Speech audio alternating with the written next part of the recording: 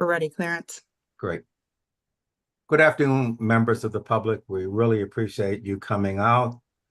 Happy New Year to you, and we thank you again for your engagement and support of the children in the state of Maryland. We're embarking upon a very, very important time. We have started a number of initiatives, and I think we're beginning to see the positive results coming from it. We can't do this alone. This is a team effort. It involves everyone in public education in the state, the parents, guardians, the community, to help make the changes that we want to make.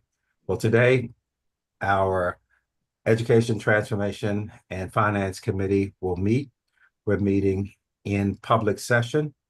We have two topics that we're going to address: the sliding scale, and then also a budget calendar. We're looking now to really formalize and our process, working with the department in a transparent and accountable way, looking at dollars and making sure that every dollar that we spend in public education is a dollar that makes a difference. So we want to share a process that we've been working on with the department with you. At this time, I'd like to move right into our discussion of the sliding scale. Yeah.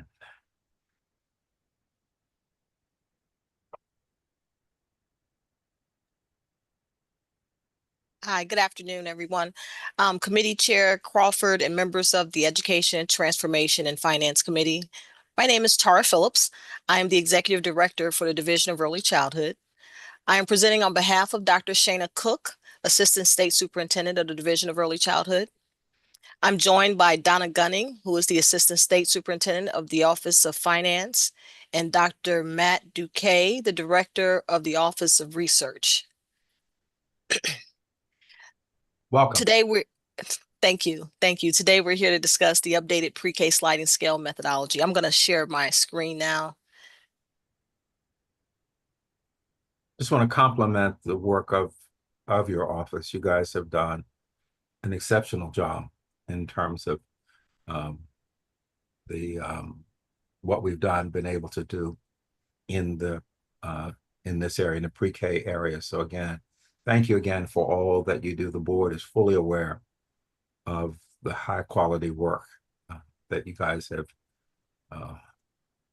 undertaken over the past few years. Thank you so much. Are you all able to see my screen at this point? Yes. You can. Just need to put it up, I guess, in the presentation mode. Yeah. Okay. Got it. Awesome. Okay, so our presentation today will cover the following: the shift in the sliding scale methodology and our new proposal, income eligibility based on pre-K tiers, the rationale for the proposed changes, and calculating the state, local, and family share for Tier 2 children. So the blueprint for Maryland's Future directed MSDE to implement a sliding scale for Tier 2 families starting in the 2025-2026 school year. To develop the scale, we engaged a wide range of stakeholders, including LEAs, private providers, and policymakers over several months.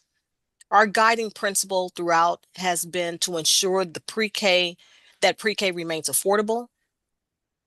The proposed sliding scale is based on a family's income and capped at 7% of a family's gross annual income per child, aligning with the federal Child Care and Development Fund guidelines. Importantly, we've tailored this cap to balance affordability with fiscal realities. Let's look at income eligibility. Tier 1 are families earning up to 300% of the federal poverty line, or FPL, which is $93,600 for a family of 4 in FY25. These families receive full day pre-care at no cost. Tier 2 are families earning between 301 to 600% of FPL, or between $93,912 and $187,200 for a family of 4 in FY25. These families qualify for subsidized pre-K on a sliding scale. Tier 3 are families earning above 600% of FPL, or $187,200 for a family of 4 in FY25. These families pay the full cost of pre-K. In February 2024, the State Board approved a sliding scale methodology limiting the family share to 1% to 7% of a family's income per child. However, implementation was delayed due to legislative actions in the Budget Reconciliation and Financing Act, or the BRFA. The BRFA limited pre-K funding for the 2024-2025 school year to Tier 1 families. For FY26, or school year 2025 to 2026, only families earning up to 360% of FPL, or $112,320 for a family of 4 in FY25, will be eligible for Tier 2 state funding per legislation.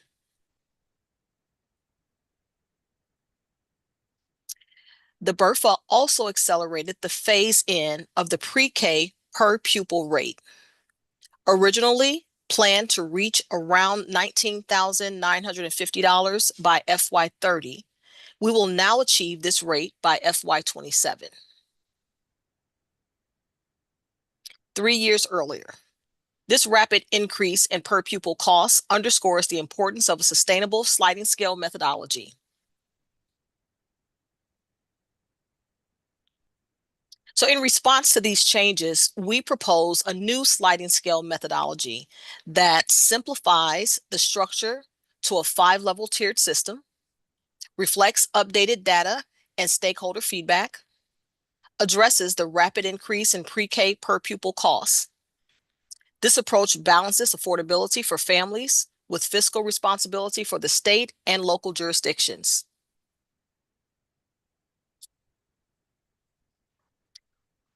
One of the most significant benefits of the new methodology is simplification.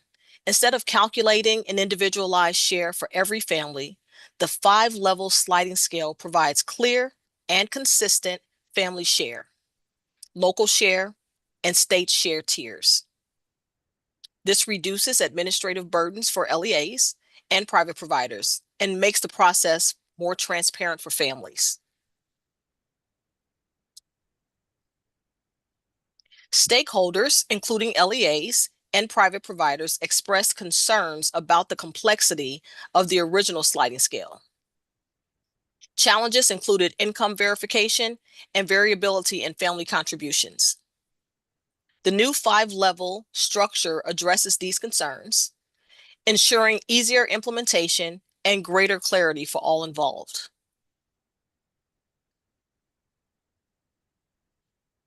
For FY26, the proposed scale applies to families earning 301 to 360% of FPL. The family share contributions will range from 1.3% to 1.5% of a family's income.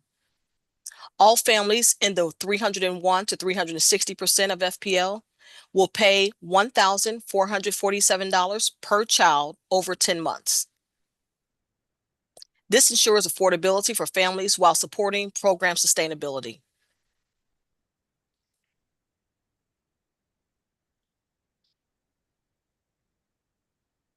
For FY27, with the per pupil rate rising to $19,950, the sliding scale expands to include families earning up to 600% of FPL. Contributions range from 10% to 40% of the per pupil rate, ensuring no family pays more than 7% of their income per child. This gradual increase ensures equitable access while accommodating the rising costs of high-quality pre-care. In summary, we ask the committee to recommend to the full board the adoption of the new sliding scale methodology for implementation in the 2025-2026 school year. The key benefits include simplification for families, LEAs, and private providers, affordability and sustainability within the 7% cap of a family's income per child, alignment with accelerated funding and legislative changes.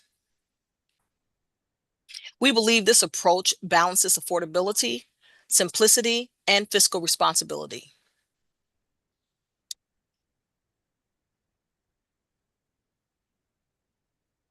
Any questions? Okay. Well, one, thank you very much for the presentation. Committee members, we have before us a request from the department to make a recommendation to the full board for the adoption of the pre-K sliding scale. But before we take a vote, I want to give the board members an opportunity to ask questions or to provide comments on the proposal. Again, thank you so much. A very comprehensive proposal, very clear. Now, the floor is now open for board members to ask questions or comments of the department. Let me see, I don't go to a gallery so I can see everyone.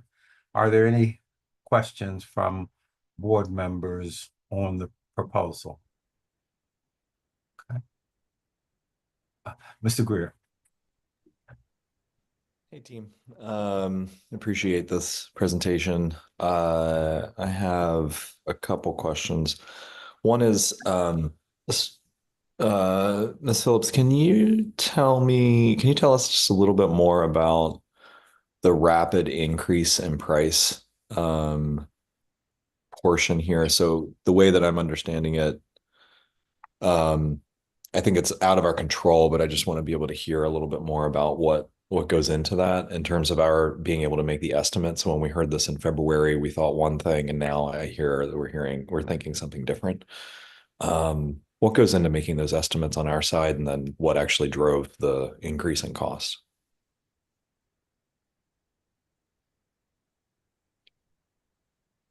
The increase in the amount of funding that's from the 14 to the 19, is that what you're referring to? No, I think what I'm asking is, I think I heard us say, I think I read, maybe I'm just reading it wrong, that there was a rapid increase in cost of pre-K, and that actually allowed for less dollars. So that when this was in BRFA, it was understood that it was going to cost more than what we anticipated, and so we were actually going to run out of funding by FY30, or reduced amount of funding by FY30. Are you referring to slide 6? Where we Yeah. show the acceleration?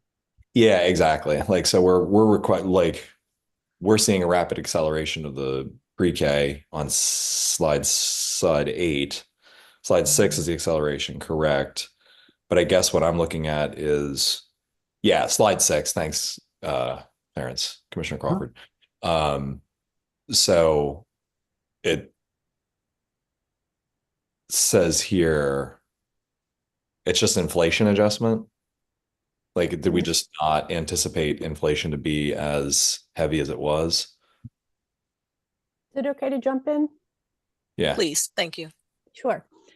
Okay, so what you're seeing here is the increase in the per pupil cost, which was estimated as the cost of quality or the cost of care for implementing quality preschool programs. And this per pupil cost was identified in the Kirwan Commission proposal that became the blueprint legislation. So this, the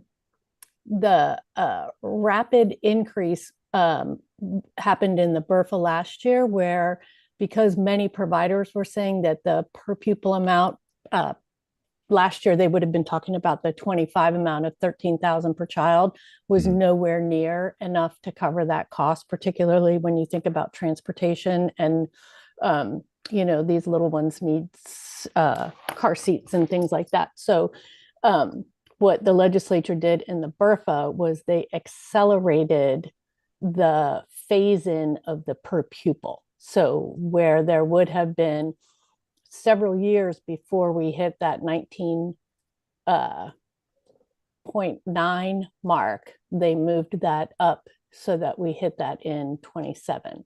So what Okay, is that, a 3 or 4 year increase in the phase in? Okay, so let me try to repeat that back. Thank you, Ms. Gunning. What you're saying is Kerwin got it wrong. I think I would say that, you're doing these estimates, you're making assessments, you're trying to determine rates in the future. There are a lot of variables. So I would just say it probably was accurate the moment they did it, but Yeah. the economy and other things continue to happen. Sure. When you're trying to project into the future. So I think that's probably, from my understanding, that's probably what happened, is that the economy caught up with us.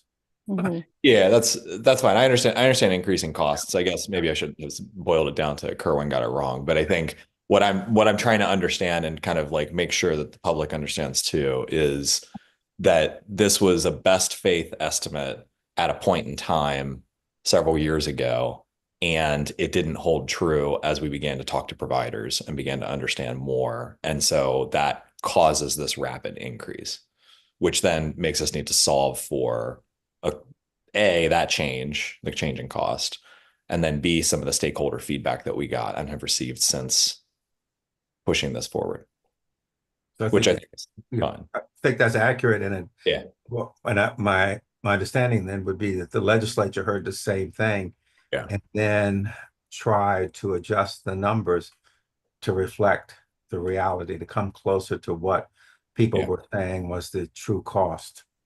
Yeah, that makes sense. Okay, cool. Thank you. Second question, if I can. Absolutely. Thanks. So the second question really is, I noticed the piece of feedback around especially from LEAs, that it's difficult to administer in the direction. Like one piece of that was doing income verification. Does this proposal support that?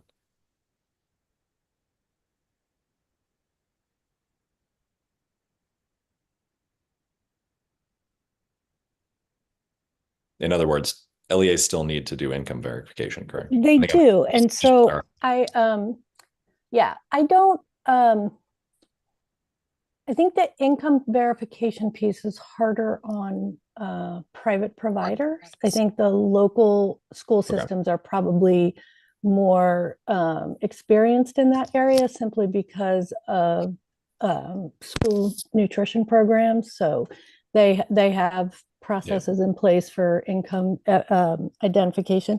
I think the private providers would likely have a more difficult time in that regard. And I do think that this new proposal does alleviate a lot of that. There is still a requirement that they have to identify a family's income, right? But the place on the continuum where that family's income lies, and then the calculation of a family share and a state local share is collapsed from infinite number down to 5.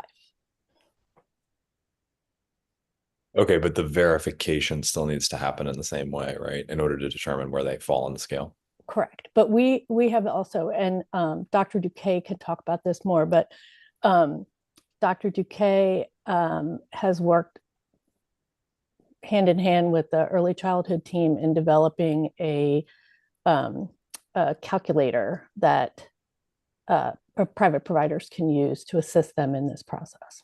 Yeah, I think that's kind of what I'm getting at, is I don't want to do away with income verification. I just want to try to help and support private providers to make it as efficient and as possible from our vantage point. So I think technical assistance wise, or build relationships and partnerships in any way. It's great. Yep. All the above. Great. Dr. Duque, can you speak to that? I believe at an earlier board meeting, I believe you showed, you demoed the model that providers could use in terms of inputting data to determine eligibility. Can you just sort of highlight what that does and what it means for especially our private providers in terms of helping them with this part of the process? Sure. And you're right. We shared it with the previous version with the board. I guess it would have been February last year. So we're updating it and plan to share it at the full board meeting to reflect the new tier levels and the new rules around it. It essentially has, say, two components. One is, so we know that students experiencing homelessness are automatically tier 1.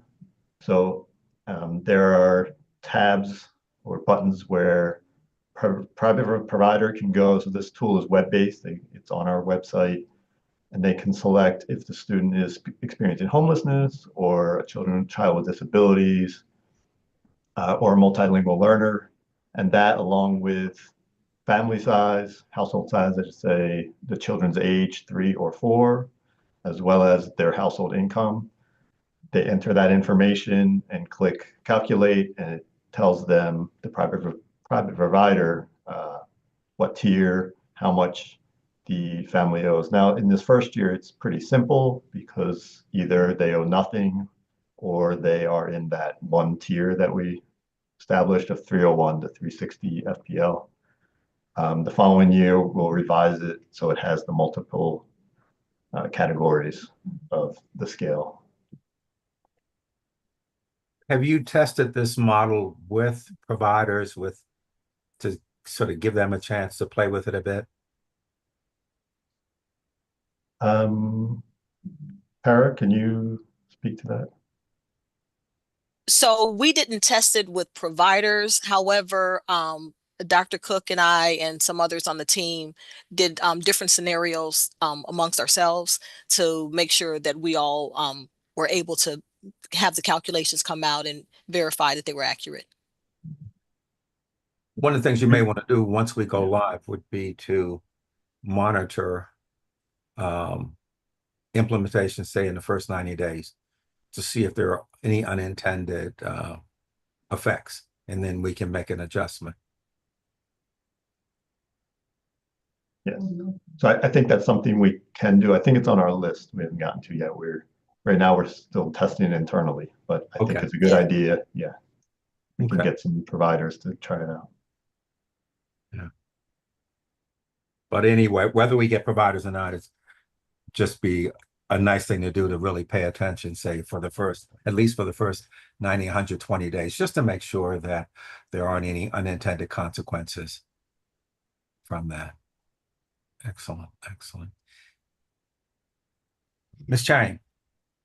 Yes, thank you, President Crawford. And I have one quick question about the slide 11, the proposed sliding scale FY27. By looking at that, it sounds like to me, family of income between 541 to 600 FPL would pay 40%. The cost, where the family fits into the category of 301 to 360%, they only pay 10%.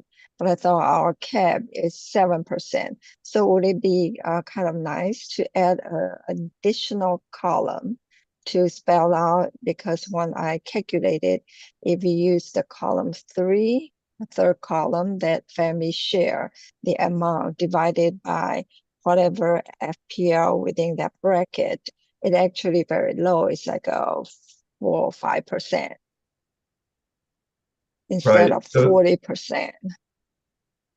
So for FY27, we do not have the FPL yet. That won't be released until a year from now. So that's why we're not able to provide those accurate percentages.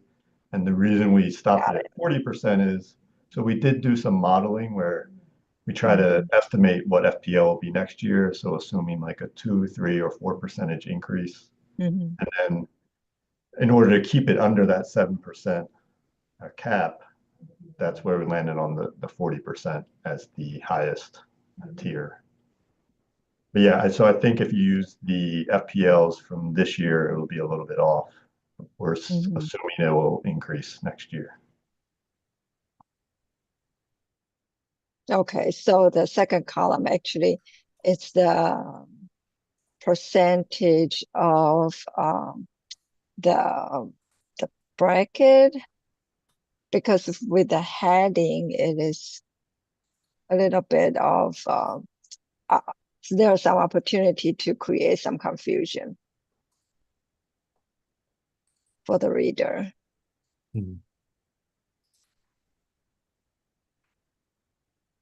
The second column, you said? Yeah, the headers. Okay. Says family share per child, percent of per pupil costs. So if I can help explain that, if that, Okay. so the per pupil cost is the cost for per child for pre-K. As we move beyond tier 1, that total cost is shared between the state, the local school system, or and the family, right? And so what they're saying is that is the percent of the family share, right? The percent of the total that is the family share. And then is it possible, Tara, to show the slide? Which slide? 11? Did you say 11? 11. 11. So what you're saying, Ms. Gunning, is that if 100% represents the local, the state, is it the local, state, and the family Yeah, share the total cost, the the per total pupil amount. cost? So I of that see. 100%, whatever that cost is, 40% of it would be borne by My family. Mhm. the family. Um, Is that what you're saying? I don't know that yet. Hang on Okay. one second. That's why I wanted to see this slide. Okay. Yes, so it's 40%. Yes. So for those families in the highest income portion of the tier 2, they would pay, the most that a family would pay is 40% of that total per pupil cost, which is $7,980, or on a monthly basis, assuming they pay over 10 months of the school year, it would be $798 per month. So where the percent of the family's income comes in is that this $7,980 is estimated to be no more than 7% of a family's income for families that are in that 541 to 600% of the federal poverty level. Got it. Thank you very much. That would be very clear. Thank you. Building upon what Ms. Chang was saying, is there a way, as you go back and look at this, is a way to either add a footnote or to provide more clarification so that the public would understand? So we're talking, so the share there is that 40% equals the $7,980. So just if you could look at labeling either the heading or adding the additional explanation. That makes sense. Okay. For the board meeting. Okay. Excellent. Okay. If you would take that. Oh, go ahead, please. I'm sorry, I have a second question. If you can take that down, and Ms. Chang, what is your next question, please? My second question is, Dr. with your consideration of testing the online system. Yeah, if there's any system glitches, how the user be able to contact the State Department, or is there any kind of helpline to help that, or is there any backup plan like a paper go back to paper, just in case? Thank you. So is there like a help desk or resources available to a provider that encounters a problem where they could get clarification or a workaround or whatever? What do you do if you run into a problem? So I think the plan, Matt, help, correct me if I'm wrong here, but I think the plan is to provide this as a file to private providers. So it's not necessarily a system. It's a file that they could use. And certainly we wouldn't do that without providing technical assistance and support to private providers and using this tool. And I would imagine that as part of that technical assistance, we would have some semblance of support available. They're going to use this tool for enrolling pre-K students, and it is possible that some private providers would have an evening event or a weekend event. So we would need to work with our early childhood team to make sure that there is support available to private providers in the event they need it. And I can add that whenever we roll things out, we also have a hard copy, paper copy. So if there is a scale that we are giving you, we will also have that scale kind of on paper, if that makes sense. So you can refer to the scale on paper as your backup. Not as easy, but it would be a backup. No. Sure. Suggestion for the board meeting, if you guys can be prepared, or maybe even as part of your presentation, talk about the technical assistance that would be available.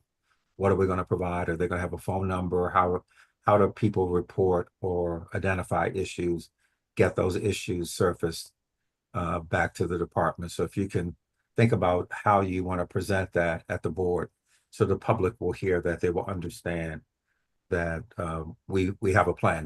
There's a way to, you're not, and I know that's not your intent. I know that's not the way you do business, but just to be clear that the public will not be left out on its own to try to figure this out. Okay. Alrighty. Any additional questions or comments from the board members? Okay. So maybe just a type of, I'm sorry. Please. Just maybe a type of on the slide 10 for FY26. The second bullet, the second line, would it be 301 to 360% of FPL instead of 300? Mm. Oh yeah, the second. No, but I see think what it you're is talking about. 3. Yeah. 301. Is it 301? The second bullet should Yeah. say 301. Yes. Okay. Okay. Good Yeah, catch. Thank you. Thank you. Thank you. All right. Any additional comments or questions? One more. Yes, please. Sorry. Yeah, The only thing I would say to the team, I'd encourage you all. This looks great. Appreciate it. I would encourage us to see if there's any way to get any feedback from providers prior to coming to us to the board at the end of the month. It's a nice to have. It's not a need to have, but I think it would be nice because we have feedback saying the things that you have on slide. I forget what number it is. Sorry, 9. And if we were able to complement that with, and we took this idea to others and we heard their feedback and they agree that this is a simpler way to move forward, that would be wonderful. Okay. Again, nice to have. It's a suggestion. Great. Absolutely. So if you can, that'd be great. Anything more from our committee members? If there are no other items, the floor is now open. This is voting by our committee members. And what we have, the department has brought to us is the department is asking our committee to recommend to the full board the adoption of the pre-K sliding scale. So we're making a recommendation. It is the full board that will make the final decision about whether or not to accept the recommendation. So the floor is now open for a nomination to recommend that the full board approve the pre-K sliding scale. Floor is now open for a nomination from our committee. That would be Ms. Chang, Mr. Greer, Ms. Medina, Mr. Clash, I nominate. Mr. Greer, Second. seconded by Second. second by Ms. Chang. Board members who are members of this committee, all in favor, please say aye and raise your hand. Aye. Aye. Aye. Oh, I'm sorry, Dr. Michael, I'm going to be fired now because I didn't include our board president. So when we meet, I guess in a couple of weeks, you'll have a new chair of the committee. No, it just means you might have to do it longer. So. Oh, gosh. Okay. So those opposed, abstain. So it looks like it passed unanimously. Again, thank you. Department, Ms. Phillips' team, great job. Thank you so much for what you do. Thank you. The next item is, I'm going to introduce it and I'll ask Ms. Oakley to sort of walk us through it, but this is an area that we've been thinking about and working on and thinking about for really a number of years, working with the department with the goal of making sure that we, the board and the department, are 100% focused on doing things that matter for children, and that we do it in a way that has us there as good stewards of taxpayer dollars. So looking at transparency, increasing our transparency around budget decisions and budget actions, and also accountability, providing more information and feedback on how dollars are being spent. So this cycle, we had the pleasure to work with the department to really think through a calendar. So this is our first budget calendar. As we gain more experience, we may make some adjustments down the road. This is also a matter coming before our committee to make a recommendation to the full board for adoption. But before we do that, I want to give Ms. Oakley an opportunity to walk through this. But before I even do that, I just want to give Dr. Michael, do you want to say anything about this and what we're trying to do and where we're going with this as president of the board? No, I'll hold if there's anything at the end. I think we can proceed. Thank you. All righty. Ms. Oakley?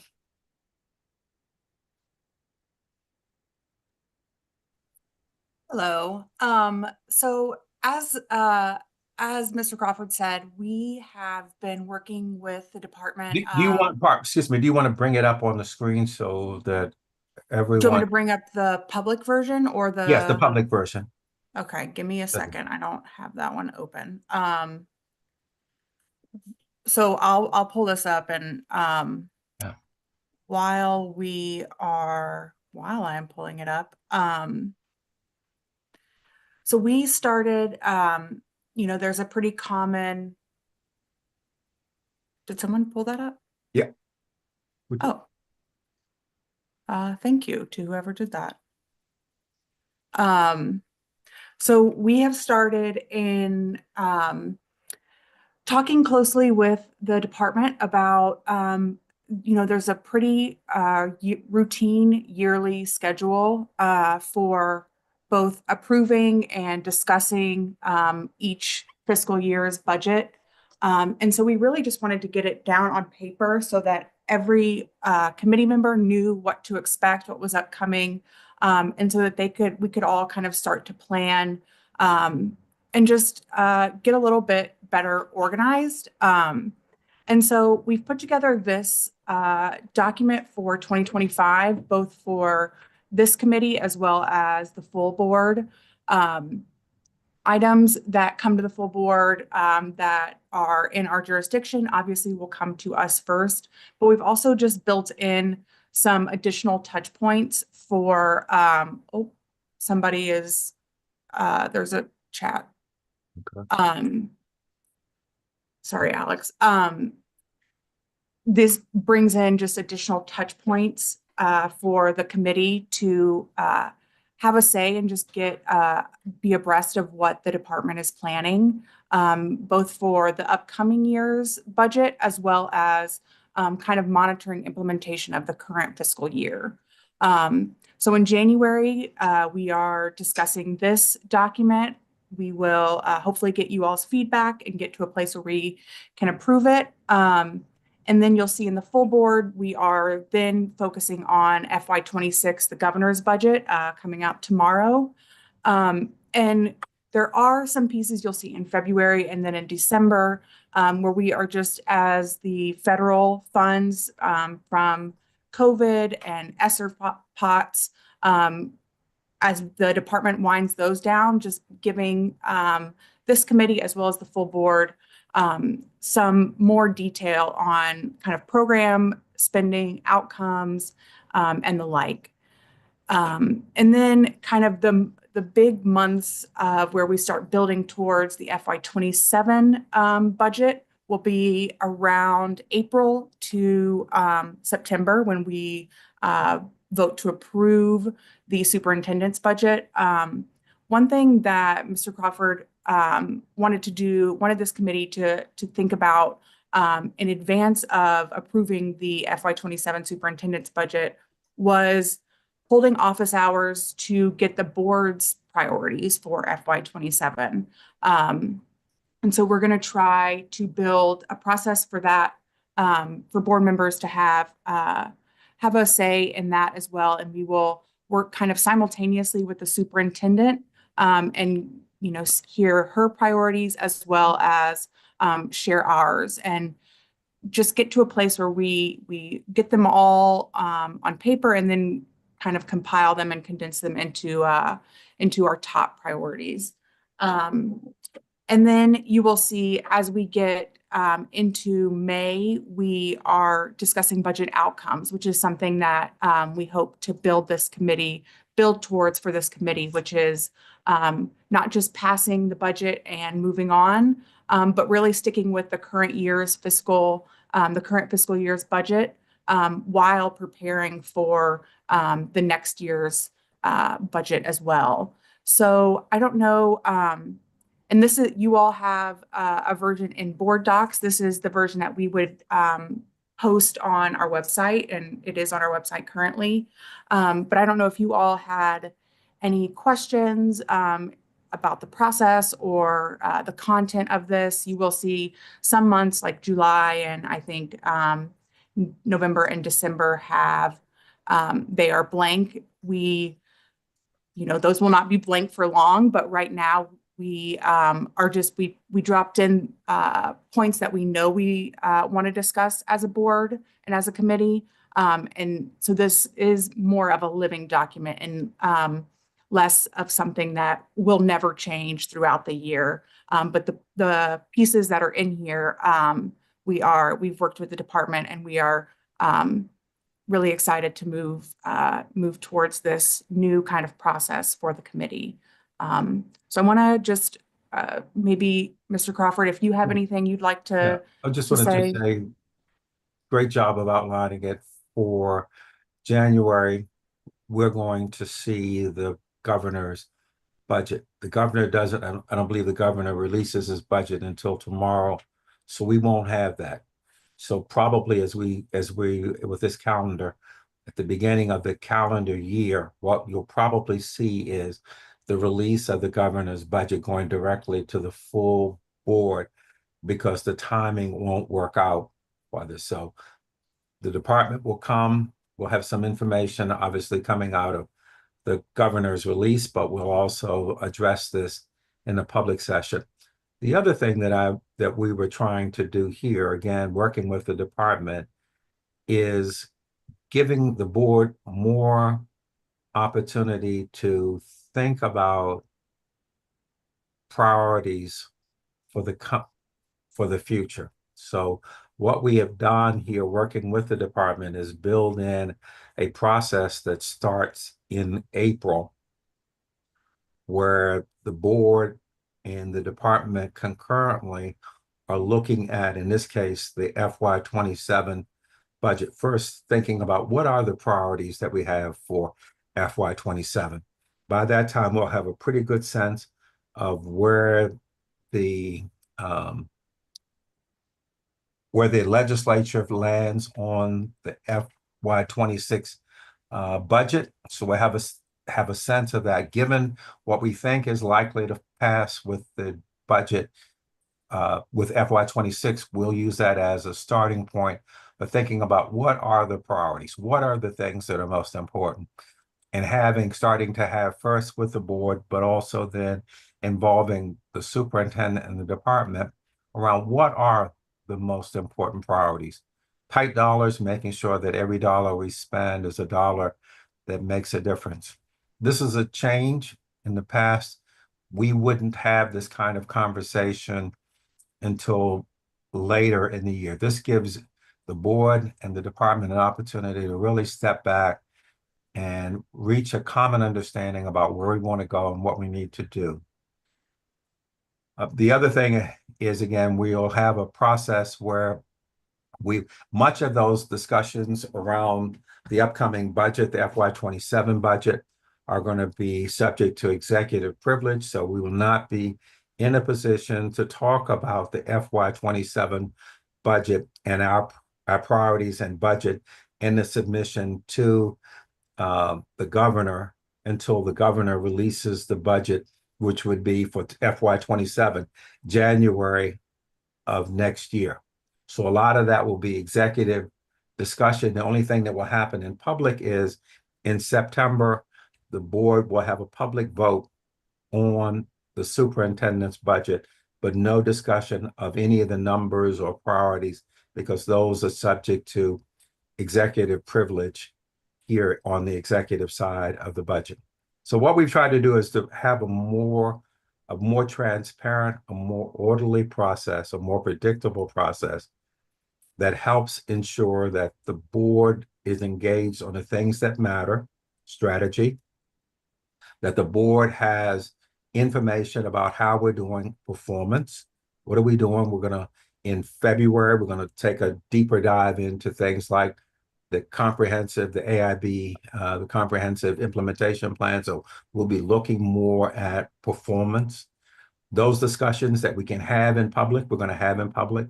There may be items that are subject to executive privilege that we can't, but we want to give the board an opportunity to be involved with setting priorities and then tracking the budget all the way through and working with the department to understand the outcomes. What did we get for the money? Let me stop at this point and open the discussion up to start with Dr. Michael, if you wanted to make some comments. Otherwise, we'll go to the board members to give them an opportunity. Again, this is the first calendar. I would envision after the first cycle, we may make a couple of changes here and there, but that we can handle it. That's easy. Just got to get started. Thank you, Mr. Crawford. Just very quickly underscoring this notion of us being both transparent and predictable in terms of the analysis we're doing. As a reminder, everyone on the committee knows this, but for the public, we really are leaning in to this committee as both transformation and finance. And so just appreciate the structure here, and hopefully that this will give staff the opportunity to be, just a more predictable process as we really lean into our financial oversight authority, both of the department and of state education dollars that are sent to the states, sent across the state to the different LEAs. Thank you, Mr. Crawford. Thank you. If you can take the document down, I want to open the floor now for comments and questions from board members. Again, I want to thank the department. The department has worked closely with us in trying to figure out a process that works, that that moves, that advances the needle. So want to give now board members an opportunity to talk again. The action before us is to recommend to the board in the full board meeting, the adoption of the budget calendar. Mr. Greer. This is great. I love it. Just one note. It looked like there was a typo starting in June and down on where it was, I think, supposed to say executive session. It looks like it has execution. Simple mistake, I think. I don't think we're doing something different. And so it's just a matter of just shifting that, just trying to help the team. Yeah, I think we got that with there are several places starting in June, come to think of it, where Yeah, that's so like it looks like it was a typo that got caught or got missed along the way, which is not a big deal and purely a human error. And so permission to be humans. Let's all help each other. Okay, sounds good. Ms. Medina? Thank you. I really appreciate, I think what I love about this the most is that kind of like forward thinking of those office hours and kind of talking ahead of time about those priorities. I really appreciate the inclusion of that, right? Because not all of us are finance thinkers. So I think that is a really helpful way for us to get in that mindset and start thinking ahead of how we want to kind of approach that new budget cycle. So I think it's fantastic. Excellent job. Thank you. The dog approves as well. Okay, good, good. Any additional comments or questions? Okay, all right. Seeing no additional comments or questions. Mr. Crawford, Please, yes, Dr. just Michael. from a process perspective, just to be really explicit with everyone. So when we take action on this today, this will be finalized. We will include it as an information item for the full board, but the process of setting calendars, agendas of committee is work of the committee. Okay. And so that will live here. I've asked that should we proceed, that Chair Crawford share a copy of this when we do our committee updates of the full board, but it'll be final based on our action today.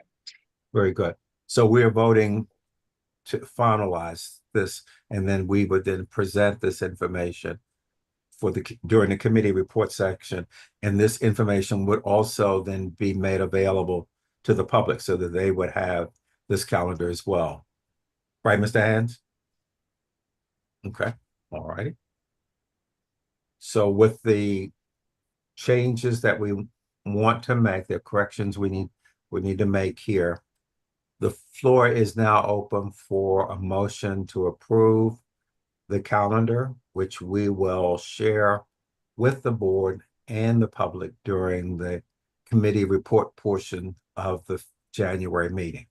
This document will be posted online so that the public will be able to see it and have access to this document as well. So the floor is now open for a motion. Approve.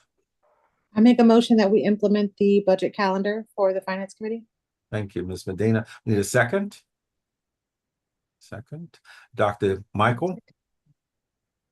The floor is now open for discussion of the motion. Seeing no discussion of the motion, board members, the floor is now open for a vote. Please, those in favor, please say aye and raise your hand. Aye. Aye. Aye. Opposed? Abstention. Looks like it passed unanimously. Great. So we are here at just before 5 o'clock. Are there any other items for the good of the order that we need to address? Okay. Goodness, we may actually conclude early. Okay, I don't know what to do. Okay. All right, this is exciting. Okay, we only have to be good for another 2 or 3 minutes and then we're set. Okay, the floor is now open for a motion to adjourn. Make the motion to adjourn. Ms. Chang, seconded by Ms. Medina. I think Ms. Medina sort of beat you to it, but We keep that in mind. All in favor, please say aye and raise your hand. Aye. Aye. Mhm. Opposed, abstentions, pass unanimously. Again, thank you much. See you guys for sure at our January board meeting, if not sooner. Thank you very much. The department, great job, and board, thank you.